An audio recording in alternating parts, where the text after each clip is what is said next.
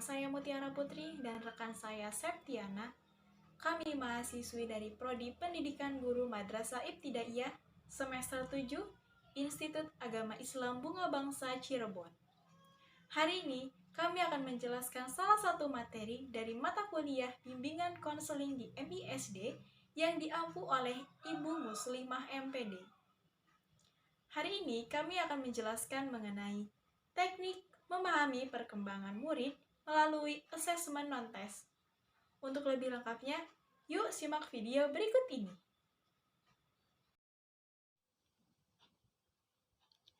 Baiklah, pada kesempatan kali ini kami akan membahas mengenai teknik memahami perkembangan murid melalui asesmen non-tes. Adapun pembahasan yang akan kami bawakan, yang pertama yaitu pengertian asesmen non-tes, dan yang kedua jenis-jenis asesmen non-tes. Kita langsung saja masuk ke dalam pengertian. Menurut pengertian teknik non-tes ini merupakan prosedur pengumpulan data untuk memahami pribadi siswa. Pada umumnya ini bersifat kualitatif. Teknik ini tidak menggunakan alat-alat atau instrumen yang bersifat mengukur, tetapi hanya menggunakan alat yang bersifat menghimpun atau mendeskripsikan saja. Jadi inilah pengertian dari asesmen non-tes yang dapat dilakukan oleh pendidik ataupun tenaga pendidik, terutama di sekolah dasar. Masuk ke dalam jenis-jenis asesmen non-tes. Yang pertama di sini ada observasi atau pengamatan. Pengertian dari teknik observasi ini yaitu cara mengamati suatu keadaan atau suatu kegiatan. Yang dimaksudkan di sini adalah tingkah laku. Jadi secara umum, observasi adalah cara menghimpun bahan keterangan atau data yang dilakukan dengan mengadakan pengamatan dan pencatatan secara sistematis terhadap fenomena-fenomena yang sedang dijadikan sasaran pengamatan. Teknik observasi ini memiliki 4 ciri-ciri. Yang pertama, dilakukan sesuai dengan tujuan yang dirumuskan terlebih dahulu. Jadi ada tujuan yang ingin dicapai oleh seorang konselor terhadap konselingnya ketika melakukan observasi. Yang kedua, direncanakan secara sistematis. Jadi harus direncanakan sesistematis mungkin dari awal proses langkah-langkah pengamatannya sampai nanti pencatatannya dan untuk pelaporan akhirnya. Yang ketiga, hasilnya dicatat dan diolah sesuai tujuan. Itu tadi menyatu dengan yang nomor 2 ya. Lalu yang keempat di sini perlu diperiksa ketelitiannya. Jadi melakukan observasi pun tidak hanya pengamatan saja. Jadi memang benar-benar harus diteliti apa yang ingin dicapai atau hal apa yang ingin dituju oleh seorang konselor. Lanjut di sini ada kelebihan dan juga kekurangan dari teknik observasi. Yang pertama, untuk kelebihannya, observasi dapat memperoleh data sebagai aspek tingkah laku anak. Yang kedua, dalam observasi memungkinkan pencatatan yang serempak dengan terjadinya suatu gejala atau kejadian yang penting. Makanya ketika melakukan observasi atau pengamatan, seorang konselor harus teliti dan memperhatikan apa saja yang dilakukan oleh seorang konselingnya. Yang ketiga, observasi dapat dilakukan untuk melengkapi dan mengecek data yang diperoleh dari teknik lain, misalnya wawancara atau angket. Jadi, teknik observasi ini dapat berkolaborasi dengan teknik lainnya, misalnya seperti teknik wawancara maupun angket. Dan yang keempat, observer tidak perlu menggunakan bahasa untuk berkomunikasi dengan objek yang diamati. Kalaupun menggunakan, maka hanya sebentar dan tidak langsung memegang peran. Jadi peran seorang konselor dalam teknik observasi ini tidak banyak bicara dengan peserta didiknya ataupun tidak menggunakan bahasa yang baku. Seperti halnya ketika berkomunikasi yang tidak formal. Nah, itu juga bisa dilakukan ketika melakukan observasi. Lalu untuk kekurangan dari jenis teknik observasi ini, yang pertama, observasi tidak dapat mengungkapkan kehidupan pribadi seseorang yang sangat dirahasiakan. Apabila seseorang yang diamati sengaja merahasiakan kehidupannya, maka tidak dapat diketahui dengan observasi. maka langkahnya harus menggunakan wawancara. Yang kedua, apabila si objek yang diobservasikan mengetahui kalau sedang diobservasi, maka tidak mustahil tingkah lakunya dibuat-buat agar observer merasa senang. Makanya seorang konselor apabila ketika melakukan observasi terhadap konselingnya itu harus sangat hati-hati, jangan sampai dicurigai oleh konselingnya. Dan yang ketiga, observasi banyak tergantung kepada faktor-faktor yang tidak dapat dikontrol sebelumnya. Yang kedua yaitu pada teknik wawancara atau interview. Pengertian dari wawancara ini merupakan teknik untuk mengumpulkan informasi melalui komunikasi langsung dengan responden atau orang yang diminta informasi. Nah, keberhasilan wawancara ini sangat dipengaruhi oleh beberapa hal, antara lain yang pertama, hubungan baik pewawancara dengan yang akan diwawancarai. Penting sekali seorang pewawancara atau seorang konselor itu membangun rasa aman, rasa nyaman terhadap konselingnya, agar konseling ini juga dapat merasa aman dan nyaman ketika berbicara dan mengungkapkan isi hatinya kepada seorang konselor. Yang kedua, keterampilan pewawancara. Ini juga menjadi hal yang penting karena keterampilan seorang pewawancara ini dapat menentukan keberhasilan dari hal yang ingin dia capai dalam wawancara. Dan yang ketiga adalah pedoman wawancara. Pedoman di sini berupa pertanyaan-pertanyaan yang akan diajukan kepada konseli ataupun narasumber. Makanya harus sangat dipersiapkan oleh seorang konselor. Adapun di sini kelebihan dari teknik wawancara, yang pertama merupakan teknik yang paling tepat untuk mengungkapkan keadaan pribadi siswa. Nah, yang ini tadi tepat ya untuk mengetahui rahasia-rahasia yang sedang disembunyikan oleh peserta didiknya. Yang kedua dapat dilakukan terhadap setiap tingkatan umur. Yang ketiga dapat dilaksanakan serempak dengan kegiatan observasi. Dan yang terakhir digunakan untuk pelengkap data yang dikumpulkan dengan teknik lainnya. Adapun kekurangan dari teknik wawancara, yang pertama ini tidak efisien, yaitu tidak dapat menghemat waktu, sangat bergantung terhadap kesediaan kedua belah pihak. Maka dari itu seorang konselor harus bertanya dulu nih terhadap konselinya, bagaimana waktunya, kapan dia senggangnya, agar pelaksanaan wawancara juga dapat berjalan dengan baik. Yang kedua, menuntut penguasaan bahasa dari pihak pewawancara.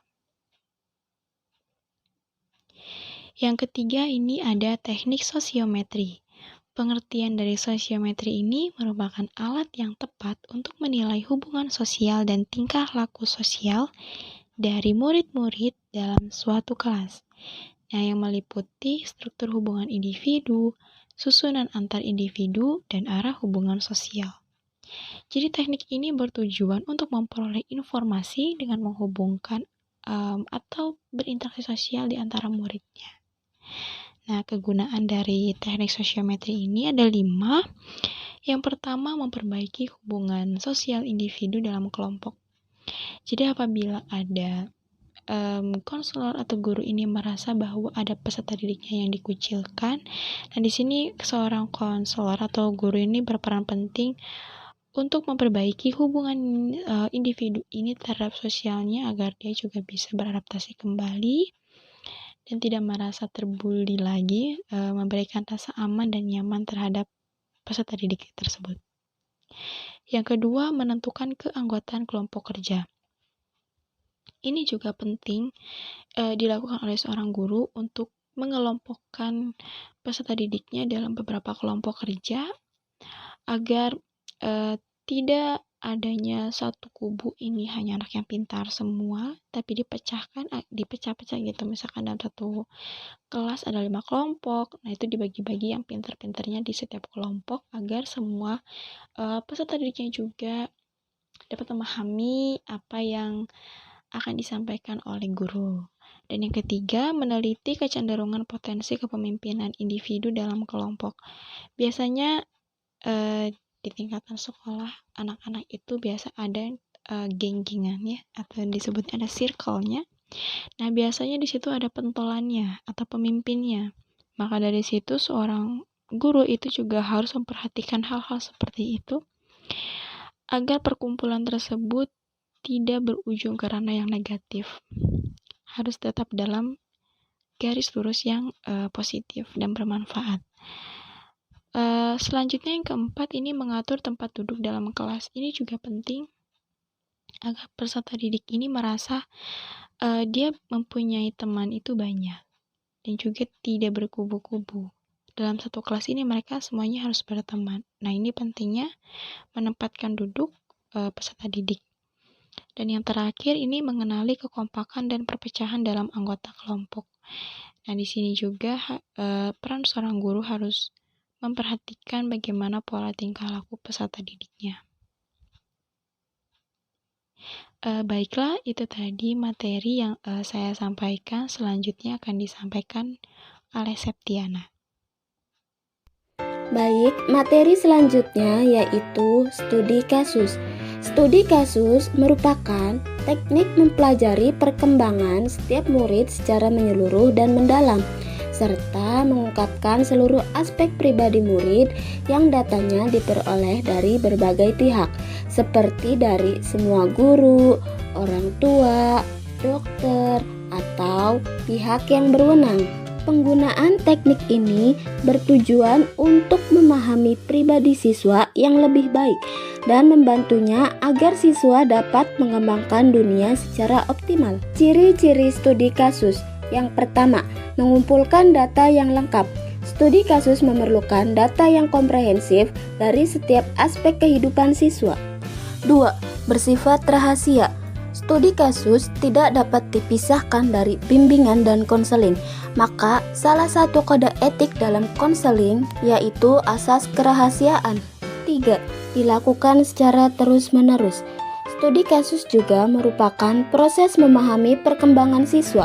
Maka, perlu dilakukan pemahaman secara terus-menerus sehingga terbentuk gambaran individu yang objektif dalam berbagai segi kehidupan individu yang berpengaruh pada masalah yang dihadapinya.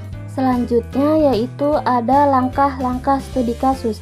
Yang pertama, menemukan murid yang bermasalah. Contohnya seperti prestasi belajar sangat rendah, nakal, sering bertengkar, dan sering bolos, merupakan berperilaku menyimpang. Yang kedua, memperoleh data. Cara untuk memperoleh data yaitu wawancara dengan guru lain. Home visit yaitu kunjungan ke rumah orang tua siswa atau wawancara langsung dengan siswa yang bersangkutan. Yang ketiga, menganalisis data. Berbagai faktor yang mungkin terjadi penyebab anak mengalami kelainan adalah kondisi keluarga yang tidak harmonis, tingkat kecerdasan rendah, motivasi belajar rendah, sering sakit-sakitan, kurang mengetahui konsep-konsep dasar, atau pengetahuan tentang mata pelajaran tertentu. Yang terakhir yaitu memberikan layanan bantuan. Dapat dengan mengajar kembali tentang konsep-konsep dasar mata pelajaran tertentu apabila ada yang kurang dimengerti. Materi selanjutnya yaitu autobiografi, yaitu sebuah karangan pribadi seseorang atau siswa yang murni hasilnya diri sendiri tanpa dimasuki pikiran dari orang lain. Ini lebih menjurus tentang pengalaman hidup, cita-cita, dan lain sebagainya. Autobiografi bagi guru bertujuan untuk mengetahui keadaan siswa yang berhubungan dengan minat, cita-cita, sikap terhadap keluarga, guru, atau sekolah, dan pengalaman hidupnya. Autobiografi ini dalam pembuatannya dibagi ke dalam dua jenis, yaitu yang pertama terstruktur. Karangan pribadi ini disusun berdasarkan tema atau judul yang telah ditentukan sebelumnya seperti cita-citaku, keluargaku, teman-temanku, masa kecilku, dan lain sebagainya. Yang kedua, tidak terstruktur. Di sini, siswa diminta untuk membuat karangan pribadi secara bebas dan tidak ditentukan kerangka karangan terlebih dahulu. Yang terakhir yaitu catatan anekdot. Catatan anekdot adalah catatan otentik hasil observasi yang menggambarkan tingkah laku siswa atau kejadian atau peristiwa dalam situasi yang khusus. Dengan menggunakan catatan anekdot, guru dapat yang pertama memperoleh pengalaman yang lebih tepat tentang perkembangan siswa. Yang kedua, memperoleh pengalaman tentang sebab-sebab dari gejala tingkah laku siswa. Yang terakhir, memudahkan dalam menyesuaikan diri dengan kebutuhan siswa. Catatan anekdot yang baik memiliki beberapa syarat, yaitu sebagai berikut. Yang pertama, objektif. Untuk mempertahankan objektivitas dapat dilakukan dengan hal-hal sebagai berikut. Yang pertama, catatan harus dibuat sendiri oleh guru. Yang kedua, pencatatan harus dibuat segera setelah suatu peristiwa terjadi. Yang terakhir, deskripsi dari suatu peristiwa dipisahkan dari tafsiran pencatatan sendiri. Lalu yang kedua itu ada deskriptif. Catatan mengenai suatu peristiwa mengenai siswa hendaknya lengkap disertai dengan latar belakang, percakapan secara langsung, dan kejadian-kejadian dicatat dengan tersusun sesuai dengan kejadiannya.